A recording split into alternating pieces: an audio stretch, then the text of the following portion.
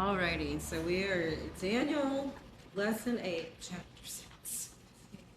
Um, it's like, so this is the end of Daniel part 1. Kind of the end of our segment division, which is history. Whenever we come back next week, we'll be in Daniel part 2. Next week will be Daniel part 2. Which is lesson 1 is chapter 7, and that starts our big prophecy. So we're going to start chapter 7. You're going to line that up with chapter 2, and we're going to start having some fun. I don't know if she has the cut and paste in chapter 7, or if that's 8. Anyway,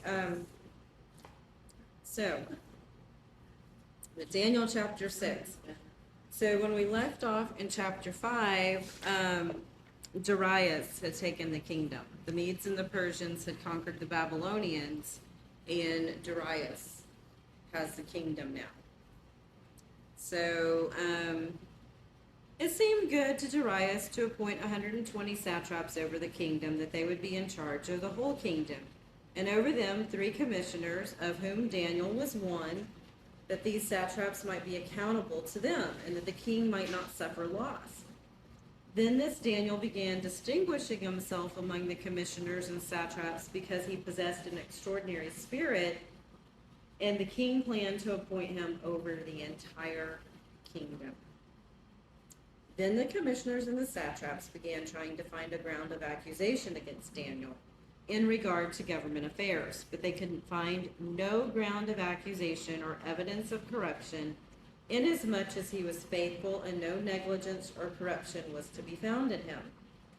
Then these men said, "We will not find any ground of accusation against this Daniel unless we find it against him with regard to the law of his God." All right, insights.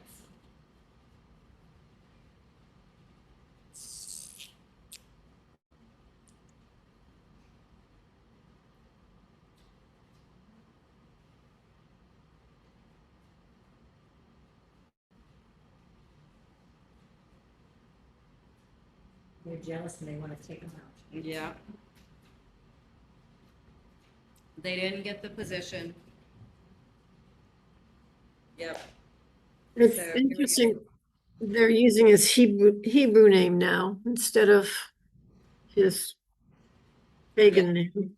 Mm-hmm. Yeah, now that the Babylonian Empire is out, now he's being called Daniel. Mm-hmm. Yep. Yes, the Queen Mother said now this Daniel. Yeah. And now it's switched, now that Darius is in charge. Yep. So that was his Babylonian name, to reflect the Babylonian gods. But now it's Daniel. And so obviously he was allowed to, in the Medo-Persian Empire, practice his faith. So these guys, that's what they're going to target. They can't find anything else. So it's not that Daniel was perfect and he wasn't sinless, but he has integrity. You know, and part of that is when we mess up, we admit it. Oh, I messed up. I accidentally took a pencil. Here you go. Whatever. Things like that. Or you get mad at somebody and fly off the handle. I'm sorry. That's not how I'm supposed to act. That's integrity. Anyway, they couldn't find any corruption in him. None.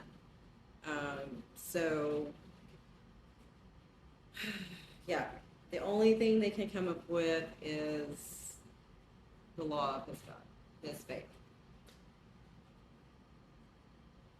So, how would you title this? The fun against him to bring him down. Yeah, I'm gonna say Darius plans to appoint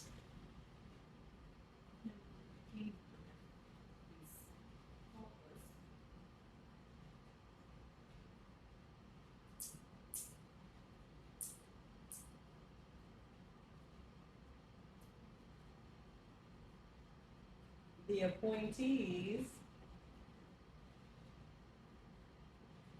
or the satraps or the commissioners and satraps. What is the satrap? I was gonna look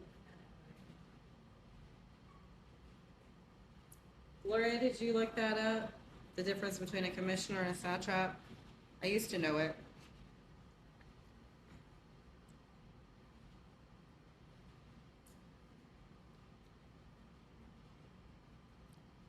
You're muted.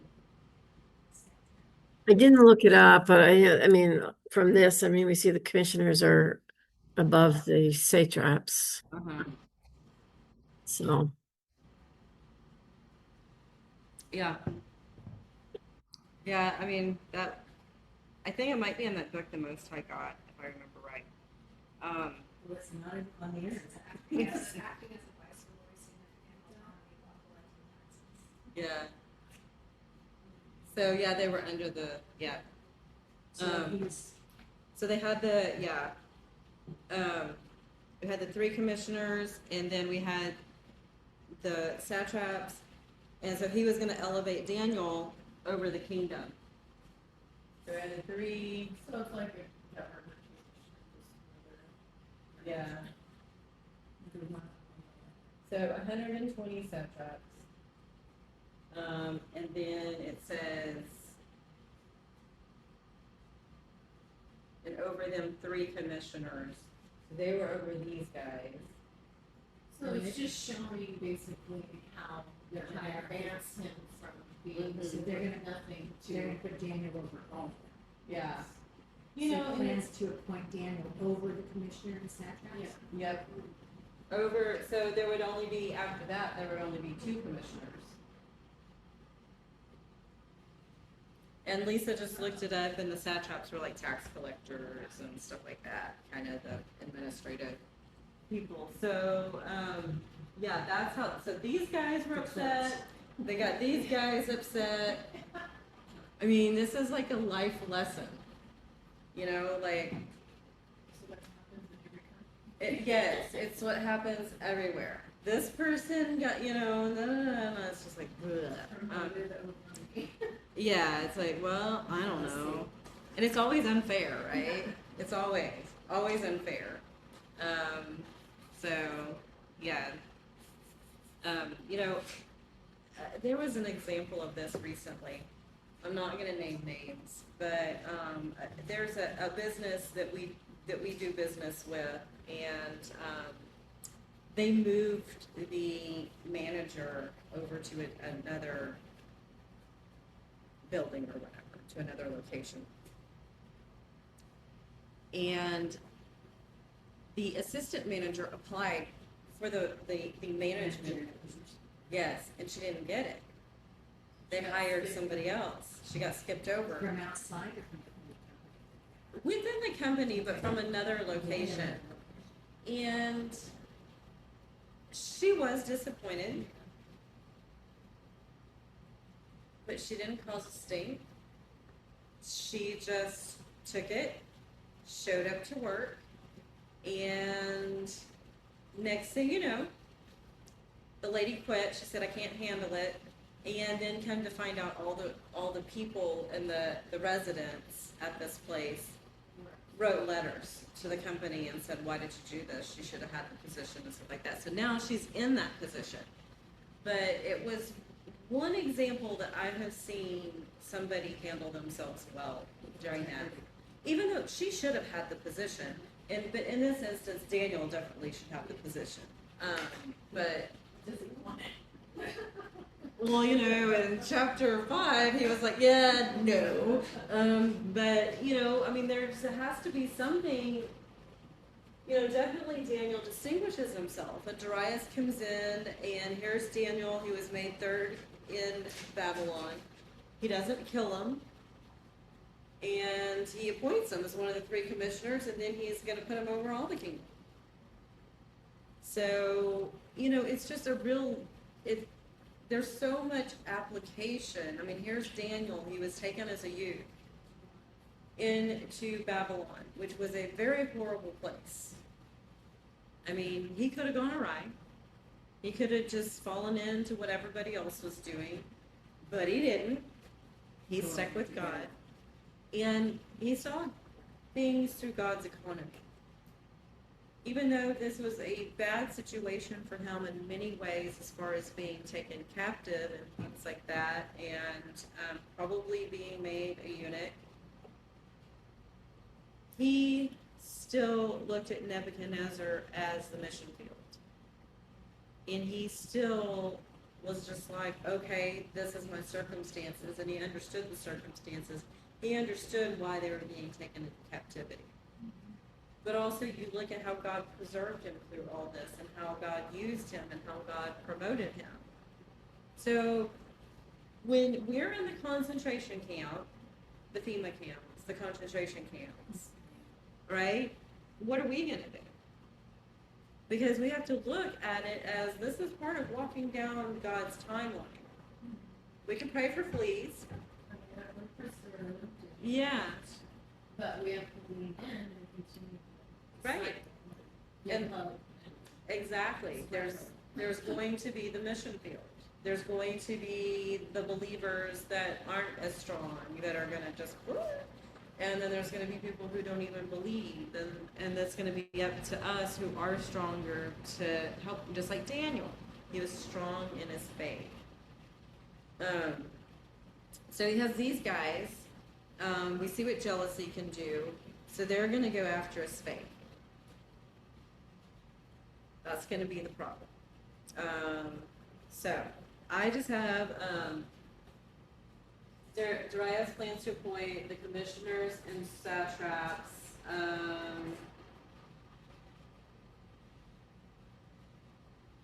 Accuse. I'm gonna say accuse.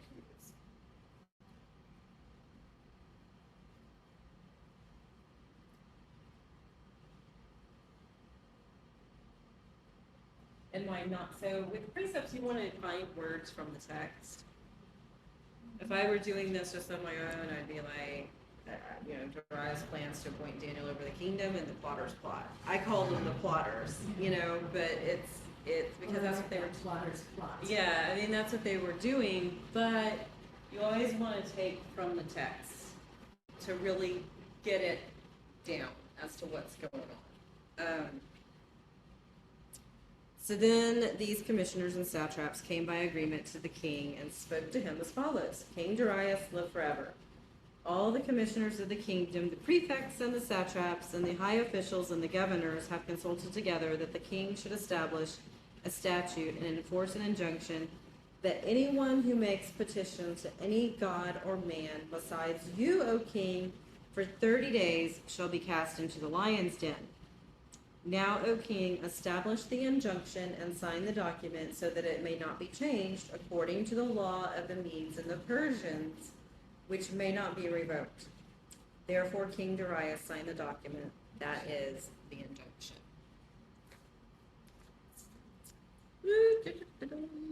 All right, insights. It's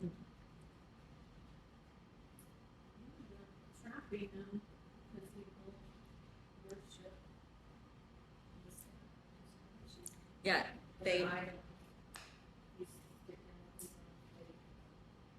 they know Daniel is not. He's going to go and pray to and worship his God. And he's not gonna bow the knee to a man. So, yep, crafty. Yep. And so what did they appeal to get Darius to sign this? Yeah. To his, yeah. Pride. Yeah. This sounds good. Sure. Yeah. So, I wonder what God's doing here. So, obviously we've read this and studied it. We know Daniel gets thrown into the lion's den. What's God doing here? So Satan's like, yeah, let's get Daniel. Hey, can I get Daniel thrown into the lion's den? And God says, yeah, sure. God shined a piece of charge. Yeah. Yep. Well, and God knows Daniel's heart, Uh-huh. and so. He's not gonna bend, he's not gonna break. Same thing like with Job. Yeah, sure. Go ahead. Yeah. Go right ahead. I know that Job, even though his wife was like, hey, curse God and die, Job did not curse God. And he did not die. And then after it, God prospered him. He gave him back everything, all of his riches. Now, he gave him more children. A new wife, a new children. I don't think he had a new wife. Didn't you get a new wife? No, same wife. And the reason why she wasn't touched because he said you may not touch his, may not kill him. When you get married, the two become one. Right. Yeah. So yes, same wife. And Well, I'm glad. I mean, So happy. so he I always thought she was a goner. well, I mean, You know, really old, and I always thought she was a goner. yeah, but I mean, he had 7 more children. And then also, okay, well, why did he gave everything back to Job twofold? Why not the children? Well, because the children are alive and, They're already in heaven. yeah. So it's still double. Yeah. So anyway, but Satan's like, yeah. Can I get to Daniel? Can I get to Daniel? And God's like, yeah, sure. Watch this. So yeah, I mean, he's using these circumstances to get to Darius. So yeah. So so this is fun. Okay, so the other thing is they appeal to his pride, and they mention here what about if the king signs the injunction, it cannot be revoked according to the law of the Medes and the Persians. So this is interesting. In ancient history, if a king, especially in the Medo-Persian Empire, that's like with Xerxes, with Haman, about the decree to kill all the Jews. The reason why Esther and Mordecai had to sit and write a new thing that the Jews could attack the Persians was because the kings were seen as gods. They were seen as gods, or that they spoke for God, or God spoke through them. And so for a king to make a decree and then walk back on it was a huge no-no. So when a king made a decree, it was done. So that's why Esther and Mordecai had to run and write up their little stuff, and yeah, that's a little later down the road, but yeah, so this is it can't be revoked. So how would you title this one?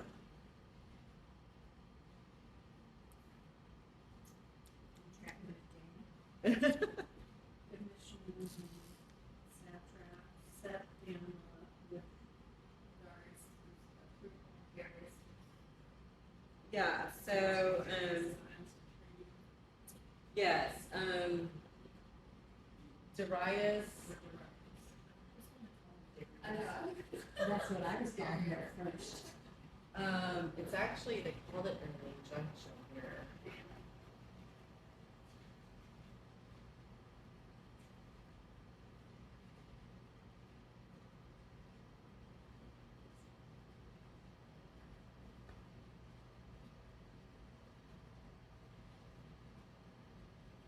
Who worships. This is a long one.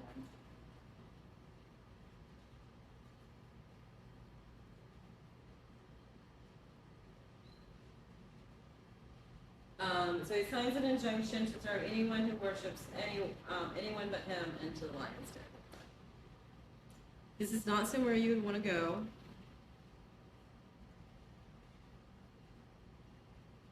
They kept the lions hungry. I don't know what. Yeah, I ask God a lot of times. I'm like, what is wrong with people? But the things that people come up with, like, oh, let's have a lion sent and throw people in. Yeah, and then like the Roman Colosseum. I'm like, who thought of that? Like, how is that entertainment? Like, yeah. Anyway, And so then people go and watch it. yes. It's disgusting. I love Yes, the but it's movie. not really any different than this stuff we watch on TV. Yeah, I mean, it's like, yeah. So now, when Daniel knew that the document was signed, he entered his house. Now, in his roof chamber, he had windows open towards Jerusalem. And he continued kneeling on his knees 3 times a day, praying and giving thanks before his God, as he had been doing previously. Then these men came by agreement and found Daniel making petition and supplication before his God. Then they approached and spoke before the king about the king's injunction. Did you not sign an injunction that any man who makes a petition to any god or man beside you, O king, for 30 days is to be cast into the lion's den? And the king replied, the statement is true according to the law of the Medes and the Persians, which may not be revoked. Then they answered and spoke before the king, Daniel, who is one of the exiles from Judah, pays no attention to you, O king, or to the injunction which you signed, but keeps making his petition 3 times a day. Insight. Daniel's obedient to God no matter what. Mm-hmm. Yeah, he hears the injunction is signed. He's not hiding it. He opens his windows Yeah. towards Jerusalem. Hey, he has a house with windows towards Jerusalem. He's high up here. Like, see how God's provided for him? Like, and so he just, okay. Yeah. And goes and He's does, not hiding it at all. yeah, and he does the same thing he does every day.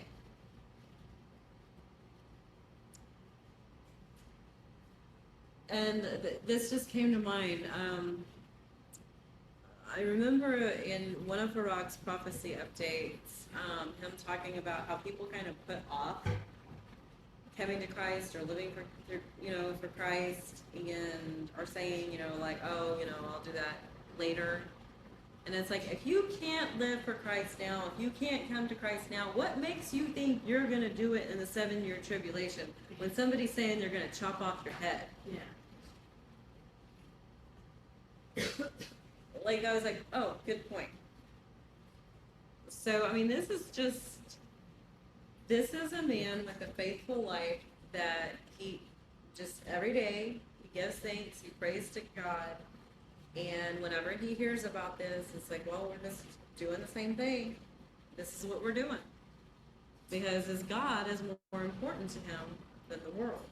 So these people, the world is more important to them than God.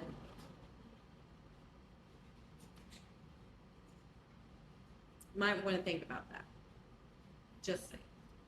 Yeah, there was a pastor that I read a study on.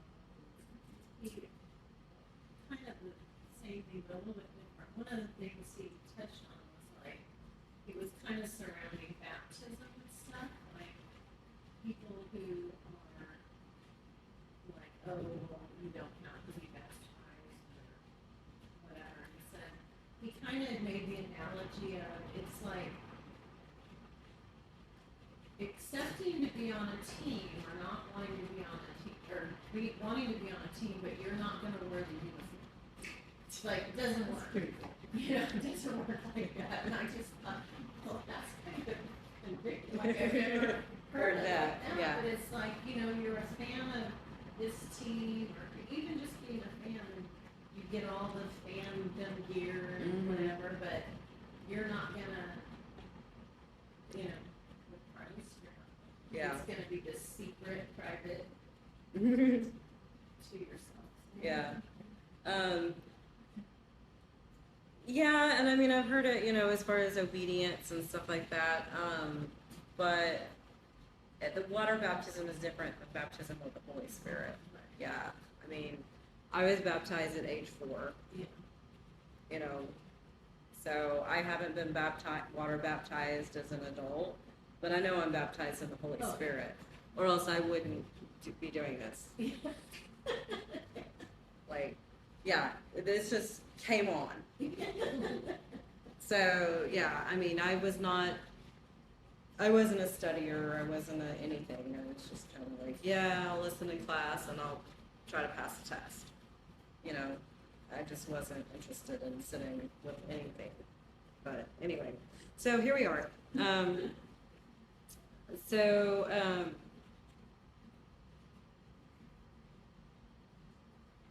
I'm gonna put Daniel pays no attention to you, O king.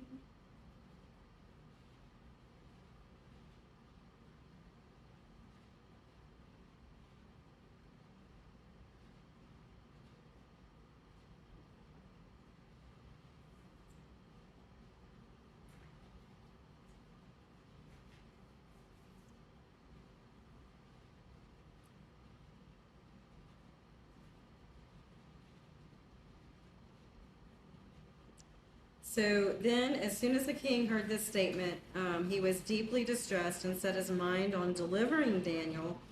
Even until sunset, he kept exerting himself to rescue him.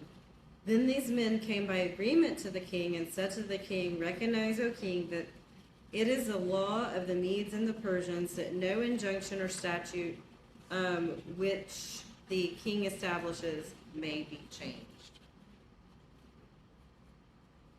Insights. It's kind of interesting that the king struggles with his decision because he doesn't want Daniel in lion's den. But they kind of knew that that's why they did it the way they did, because they knew he had a spot for Daniel in his heart. Yeah. And this is, I mean, you can kind of hear the greasiness and the oiliness in the words, like, and I'm kind of like, how did they even think this is going to go well for them? That he's even going to like any of them at the end of this. Like, this is not going to promote you. Well, if Daniel had died, they would have been promoted, right? I mean, Well, I don't know. I mean, he could have just appointed other people. I mean, he's the king. He could have done away with all of them and appointed other people. I in mean, his grief over Daniel.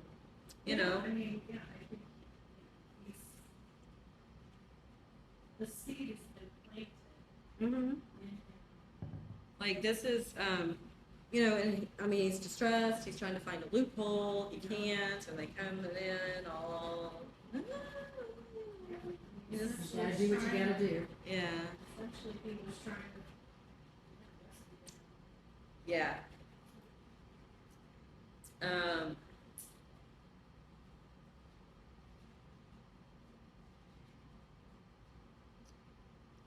don't know how we want to word this. Do we want to put he set his mind to delivering Daniel, or he kept exerting himself to rescue him? He kept. I'm going to put Darius exerted himself to rescue Daniel.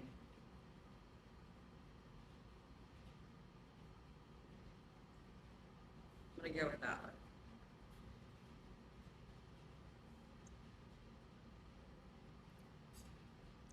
So 16 through 18. Then the king gave orders, and Daniel was brought in and cast into the lion's den. And the king spoke and said to Daniel, "Your God, whom you constantly serve, will himself deliver you." A stone was brought and laid over the mouth of the den, and the king sealed it with his own signet ring and with the signet rings of his nobles, so that nothing could be changed in regard to Daniel.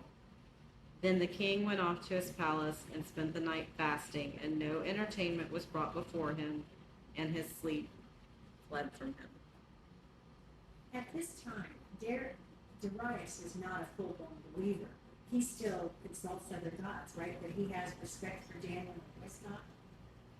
That's what it looks like. Something there, yeah. Yeah. I think he's Like he, Struggling with. yes, he sees this spirit in Daniel, and you know, obviously, if he signed a decree that people had to bow down to him, that's a problem. He's not totally there yet, but He's headed in the right direction. yes, yes. And you have to remember, this is the empire. We talked about this last week, that God prophesied he was going to, his servant Cyrus. And Cyrus was the one that would rebuild Jerusalem and build the second temple. So Darius is his counterpart. I'm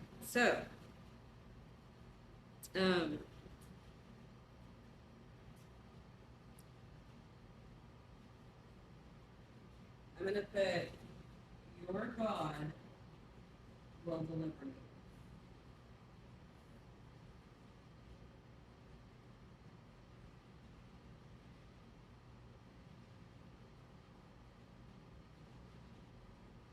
So you have a lot of keywords going on here. Deliver, rescue,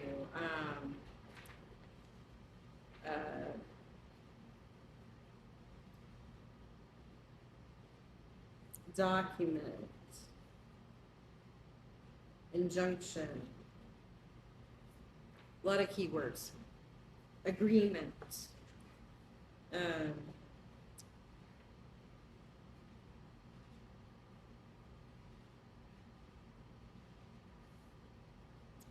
so this, your God whom we constantly serve will deliver you. So they have a stone brought over the mouth of the lion's den, and the signet ring, the seal of the signet ring. You don't go there. That's, if the king's seal is on it, it's done. It's a done deal. So, like, that was a big deal whenever Xerxes just handed off the signet ring to Esther and Mordecai. So whatever has that seal on it, it's done. Okay. So, and then he doesn't have a good night. He's fasting. There's no entertainment, no concubines, no nothing. Yeah, it's done. It's not a good night for him. He's not sleeping. So, 19. Yeah, which just shows you how much she meant to him, Yes. that he would be Yes. Yes, I mean, and also there's that realizing that you've been trapped into something that you didn't even think about. Yeah, you've been manipulated into something that you just really didn't even think about, and it's affected somebody you love. You know, like, it's like lesson upon lesson upon lesson, application upon application upon application. You know, Kay talked about, you know, basically relationship with God, praying. Yeah, praying, you know, your prayer life and how important it is, and being close, seeking that closeness, daily prayer, supplication, I don't want to say gratitude, especially in these days, but you know, being grateful, praising Him, and isn't that horrible that we can't even use words anymore? Yeah, everything's been hijacked. Exactly. Oh my gosh, I totally taught on that. So, how long? Like the kids talked about how words have been hijacked. I forgot. Use another word, but anyway, you know, praising God in all circumstances, having that daily relationship with Him, knowing His Word. He will speak to you through His Word, and just you know, that closeness, always running to him, you know, just application upon application upon application. So whenever you're thrown in the lion's den, when people plot against you, or, you know, say bad things about you or whatever, or not true things, and they plot against you, get you thrown into the lion's den, you're just cool as a cucumber. Totally fine. Which Daniel was. He was just totally fine with everything. And then, you know, on Darius' side of, you know, just being careful of what people are presenting to you. If something seems off, you know, think about things. Number one, think about what somebody's coming at you with. Awareness. Yes. Like, Should make you think more carefully about your injunctions. yes, exactly. Like, yeah, just, you know, they appeal to his pride. Ah, He didn't fully think it through. yeah, exactly. So if somebody is appealing to your pride, you might want to take a step back. What are you getting me into? It's like, anytime anybody says relax, I'm like, why? What are you going to do? Yeah. Like, because, you know, that's what they say at the dentist, right? Just relax. It's like, nah. Until after the shots. Yeah, I'm just like, So if somebody, you know, just gotta set awareness. And he didn't have it right in this instance, and here we are. So 19 through 24, the king arose at dawn at the break of day and went in haste to the lion's den. When he had come near the den to Daniel, he cried out with a troubled voice. And the king spoke and said to Daniel, Daniel, servant of the living God, has your God, whom you constantly serve, been able to deliver you from the lions? Then Daniel spoke to the king and said, O king, live forever. My God sent his angel and shut the lions' mouths, and they have not harmed me, inasmuch as I was found innocent before him, and also toward you, O king. I have committed no crime. Then the king was very pleased and gave orders for Daniel to be taken up out of the den. So Daniel was taken up out of the den, and no injury whatever was found on him, because he had trusted his God. Then the king gave orders, and they brought those men who had maliciously accused Daniel, and they cast them, their children, and their wives into the lion's den. And they had not reached the bottom of the den before the lions overpowered them and crushed all their bones.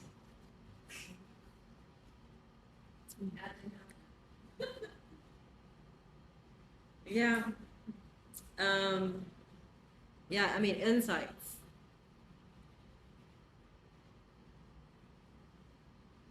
God showed his power again. Yeah. Yeah. Who is that he sent his angel? Yeah. Maybe the fourth man in chapter 3. Yep. So, The same one who was on fire. Yep. So, we see, we're going to say Daniel's God was able to deliver. Notice how he said, was your God able to deliver you?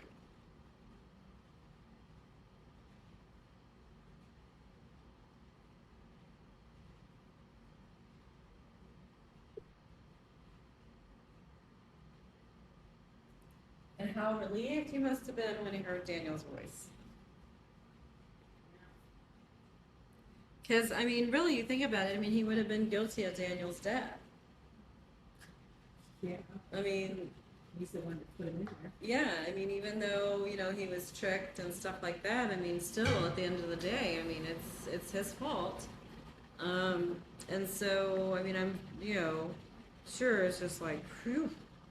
And then, there's so many parallels between this and in Esther. You know, Haman hung from the gallows that he built for Mordecai. It's like, don't build your own gallows. I mean, these guys, it's like they plotted, and what they plotted, it was turned around and happened to them as their punishment, so to speak, and their wives and their children. The things that Yeah. or their, or you can use it as their Mm-hmm. Yeah, I mean, so it's a lot of people these days will call it karma. fruit. And it's like, no, no, no, no, no, no. You know, it's that's not a thing. I mean, they basically built their own gallows. I mean, it turned on them. Yeah, I mean, God didn't do that. Yeah. Man did that. Yeah, It's not, that was a consequence from a choice, yeah. You know, an earthly choice you made. yeah. Like it's like I just don't see how they thought this was going to go well in any way, shape, or form. Especially that point where they're like, remember, you know, like this is just not going to go well for you. When you're consumed by jealousy, I don't think you can think that far. I think I mean, Yeah. you're just in that muck. It's like, I gotta get rid of this man so I can move Exactly. forward, right? Exactly. So when God comes to Cain and says, you know, if you would just not lift up your countenance, would it not? It will go well for you. But he couldn't. when we take his thoughts captive, we Yeah. He. can Yes. Exactly. He couldn't get rid of his stinking thinking, and it just overwhelmed him to where he rose up against Abel and killed him. You know, and I mean, that's what happens. It's like people just get consumed with whatever and can't get rid of it, and then, or don't take it don't take it captive to Christ. And then, you know, yeah, and I mean, the appeal to pride, as far as like, you know, that was like the thing back in the garden. You can be like God. You can, you know, and look what happened. Here we are. What a So, mess. yeah, exactly. I mean, it's just, And I mean, you know, today, I think it's just so hard to have that discipline because there's so much being put in front of you. If you choose to be on, well, and it's not even choosing, everything now is done on a computer, so your business is marketing through social media, like everything is just mhm. in, whereas before, we had a little bit better filtering, and it's hard to filter all that all day long. Mhm. So yes, we need to be very intentional about putting on the helmet, the breastplate, all the pieces. Right, exactly. Everything on you, Yes. protect yourself. Yes, exactly. And it's really, I mean, it's walking with God, knowing Him, knowing His Word, knowing what's true, knowing what's pure, knowing what's right. I mean, you get that feeling that's like, and you're like, yeah, I gotta back away. You know, it's. I mean, this is a really amazing account with Daniel as far as how he's just. Yeah, and O King, Wilfred, or hey, God sent his angel, you know, like, I mean, yeah, I mean, you know, just, He was not unsettled at any part of this. yeah, I mean, just steady. Just thinking that if it's God's will, it will be, He's in control.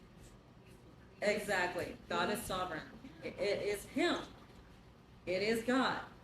It is God. It is God. It is God. And so, blessed are the meek is not about it's strength under control.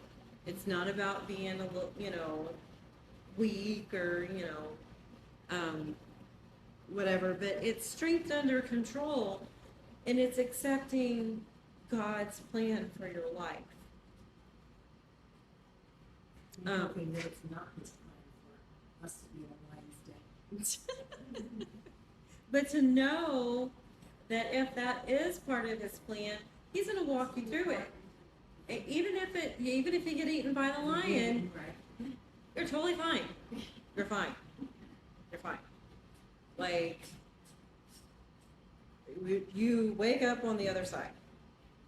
And always remember, always remember the stoning of Stephen. What did he see while he was being stoned? Heavens open. Yeah. I mean, his focus was not that he was getting hit with a bunch of rocks. What was his focus? Yeah. Yes, exactly. Where he's about to be. And so just keep that in the back of your pocket. I always taught my son, whatever you're going through that's bad, it's going to end one day. It's going to end. Your foot got broken, you had to have a couple of surgeries, it was pretty bad. Yeah, it ended. It's over with. Like, it's over with. And you just move on. I mean, and that's,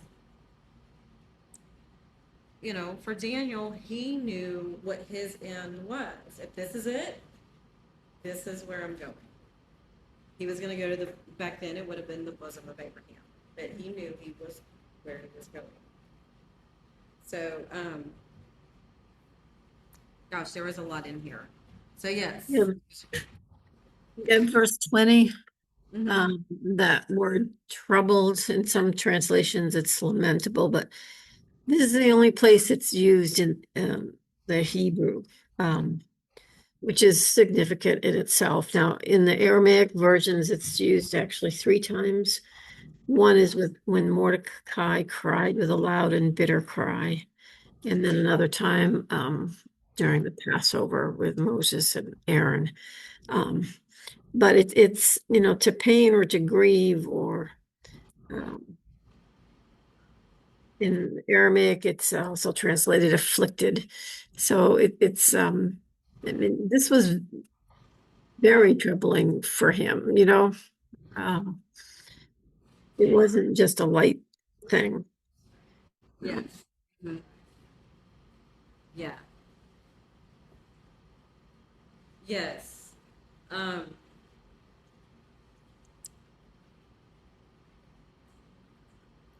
I'm glad you did a word study because, yeah, it was. She pointed out sometimes this morning, sometimes this translation doesn't do the actual word justice. This was not just, oh, troubled, I have a little anxiety. This was, this is, Gut-wrenching. yeah, like, this is, Almost like losing a child. or just like, this is bad. I mean, this is his friend. This is the guy who's going to appoint. That he is responsible for an innocent man's death. He knows Daniel's innocent. And Daniel said, hey, God has found me innocent before him and you. I mean, he knows this is bad. I mean, imagine how distraught you would be if it was You're you. on a jury. Yeah, Innocent man.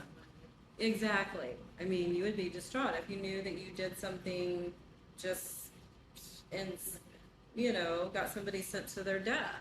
I mean, this is bad. And so, I mean, there's that.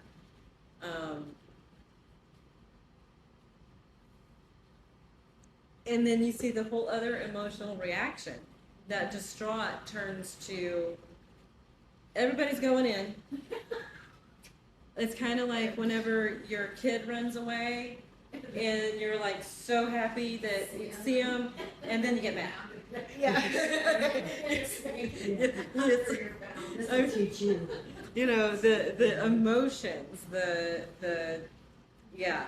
I mean, this is really like, yeah, it's gonna get It's back. wonder if Darius had any feelings about sending those kids and their wives in. I mean, I can see throwing all those other people in it. That's what you're gonna do, but children and wives, and that just, you know, I don't think that speaks well for him, frankly.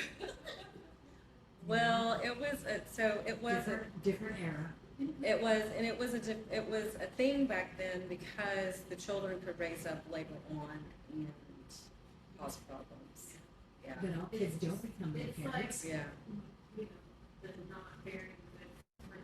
Yeah. Yeah.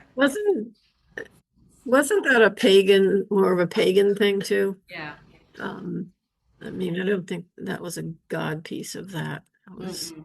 more in Babel, even though they were under Medo-Persian rule, they still would have kept a lot of the Babylonian Mm-hmm. Yeah. customs. So it would have been a mix probably of the whole thing, but all pagan in the end. Yeah. Definitely. We saw it with Nebuchadnezzar.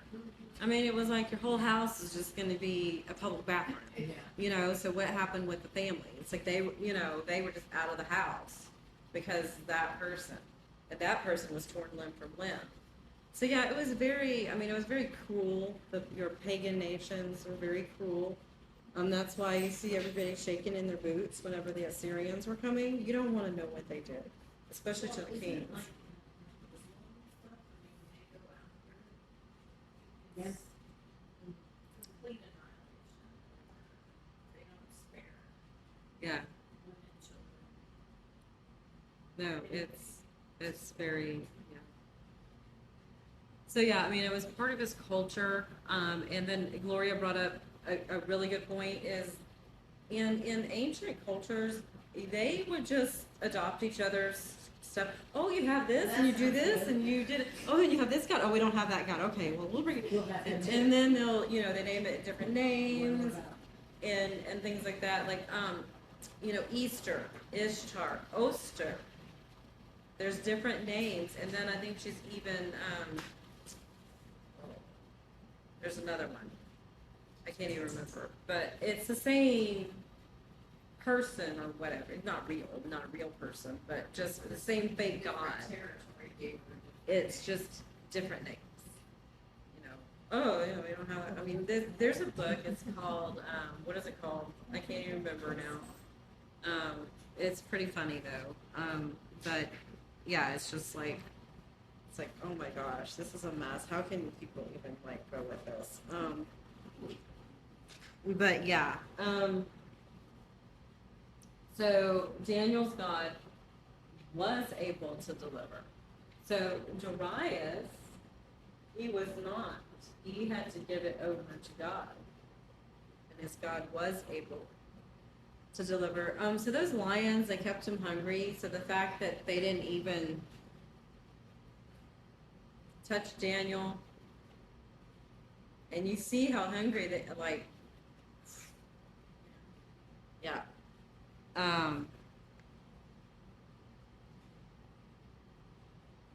So 25 through 27.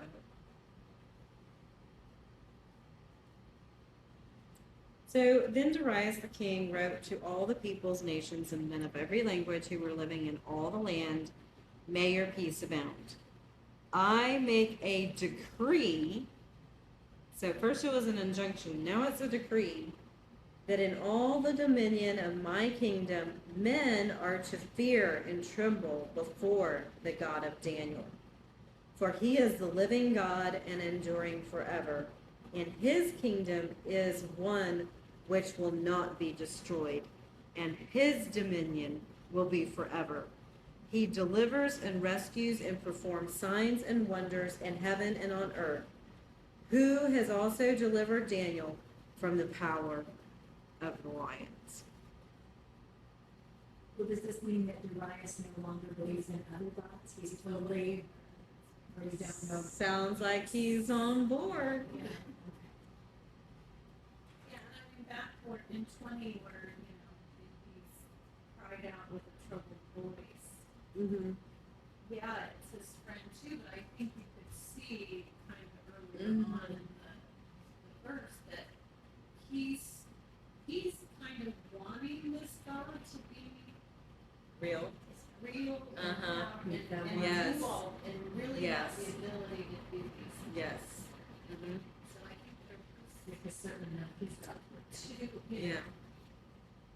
Yes, like, yes. Like, this was like, okay, There was let's, gonna be two disappointments. Yeah. He was gonna lose Daniel, and his God was gonna yes, fail. yes, but he didn't. And so if you look at this, God's working through this, getting Darius on board. I mean, look at this. I mean, this, and then he got there much faster than Nebuchadnezzar. Didn't have to go crazy. Yeah, I mean, Nebuchadnezzar, it took a while. But with Darius, it's like, whoa. And two things were, both had pride, but Darius was humbled rather quickly. So,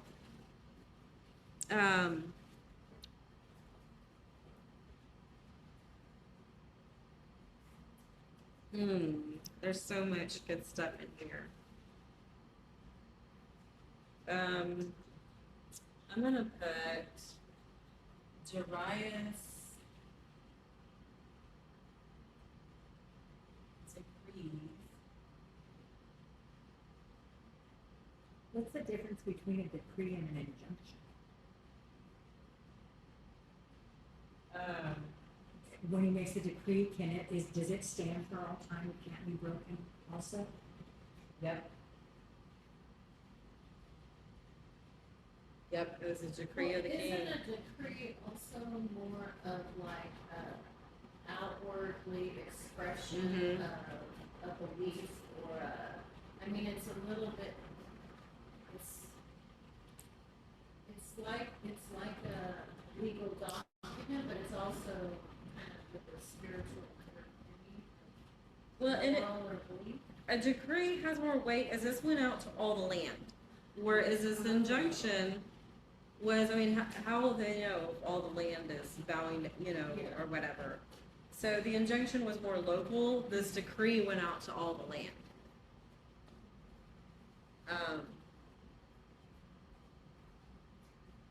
So whenever you come across things like this is where you want to look at, you can look at the dictionary definitions of, and then you can go back to the Hebrew or Aramaic or Greek or whatever book you're in. And let's go drink out of the toilet. And so you can do a word study through Study Light or Blue Letter Bible and get back to the original. And so, Gloria has pointed out in both classes today that, there was one passage where they translated it was a terebinth tree, they translated it to a great oak. And it's like, yeah. Oh, yeah. Worship the oaks. Yeah, I know. I'm like, oh, gosh. Okay. But here, like the troubled and the thing, things like that. So, and if you don't know, like, you don't know what a satrap is, I mean, she looked it up. If you don't know the difference between an injunction and a decree, look it up. I'm just taking from the text. To me, the injunction looks more local. The decree went out to all the land, so it has more weight.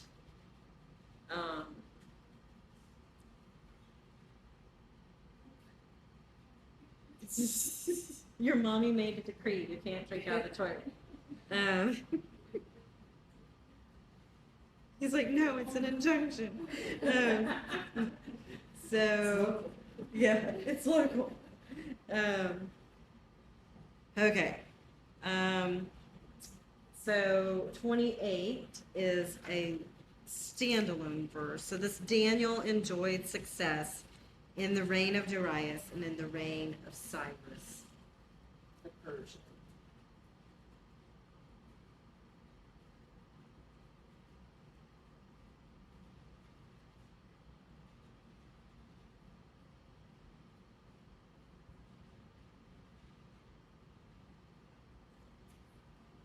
So yeah, he served the Babylonian Empire and the Medo-Persian Empire.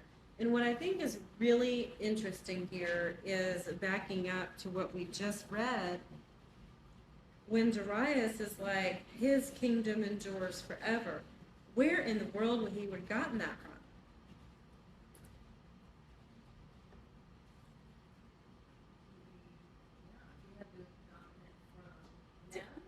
or Daniel. Daniel, yeah. Yeah, it's his kingdom that endures forever. So Daniel's You been have talking heard to it, him. Yeah. Hey, I knew you were coming. Guess what? Nebuchadnezzar, you had a statue dream. Yeah.